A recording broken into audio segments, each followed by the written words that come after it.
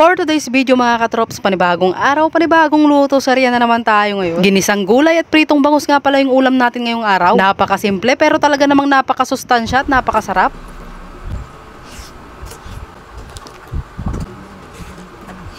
So ayun mga katrops, bali nakapaggayat na nga pala ako dito ng aking panggisa na bawang sibuyas at kamatis, pati na rin yung mga gulay. Nahiwa at naugasan ko lang nga rin itong bangus, tsaka ko lang sinison ng asin. So dahil nakaredy na nga lahat yung mga sangkap na gagamitin natin, kaya naman tara simulan na nga nating magluto mga katrops. Bale nagpainit nga lang ako dito ng kawali at amika para nga prituhin itong mga bangus. Hay nako, basta usapang bangus talaga, nanlalaban kapag piniprito yan. Kaya naman ang ginagawa ko na lang para nga hindi ako matalsikan ay tinatakluban ko na nga lang ito. Tsaka ang isa nga sa technique ko para hindi ako matalsikan ay kapag ka binabaliktad ko ay pinapatay ko nga yung apoy. Tapos binubuksan ko lang kapag ka piprituhin na lang ulit. Pero kung kahoy nga naman yung ginagamit yung pangluto ay mas maganda kung buhatin nyo na lang yung kawali para sa baba na lang kayo magbaliktad. Pero yung iba naman yung technique nga nila ay kumukuha nga sila ng harina para pagulungin yung bangus. Iko-coat ba? At yung iba naman ay lalagyan nga ng asin yung mainit na mantika. Pero para sa akin yung pinaka-best na way para hindi ka matalsikan ng piniprito mong bangus ay mas maganda kapag ka magbabaliktad ka ay papatayin mo na lang yung apoy. Tapos sabay sindi na lang kapag ka magpiprito ulit. So ayun, mabalik na nga tayo dito sa aking nilulutong gulay mga katrops, no? Bale, naggisa nga lang pala ako dito ng bawang sibuyas at kamatis at isinabay ko na nga rin sa pagigisa yung bagong isda. Tsaka ako na pinaglalagay yung mga gulay tulad ng talong, okra at ampalaya. At nilagyan ko lang ng pampalasa tulad ng asin at magic sarap. Tapos ayun, ganun lang kadali at luto na nga itong ating ginisang gulay. Kaya naman titikman ko na nga ito kung tama na yung lasa. At ayan, tama na nga. Kaya naman tara, kain na tayo mga katrops. Kumuha na rin kayo ng inyong pagkain at sabayan nyo na nga akong kumain.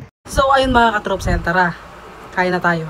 Ayan o, ulam natin mga katrops o. Tikman na natin yung niluto natin ginisang gulay tsaka pritong bangus. May kayan mga antayin mga katrops. First bite.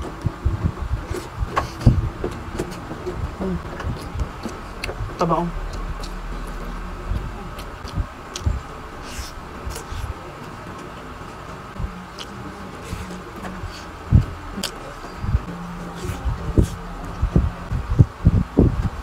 Para yan eh.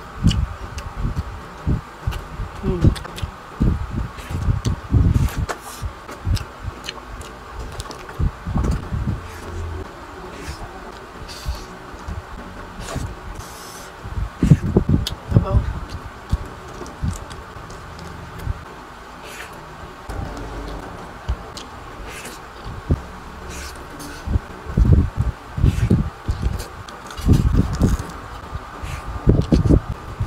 Ayan o, last bite mga katrops. Last bite. Sarap. So paano ba yan mga katrops? Hanggang dito na lang itong aking vlog. Huwag nyo na rin po palang kalimutang i-like and share tong aking video. Maraming salamat sa panonood. Bye bye!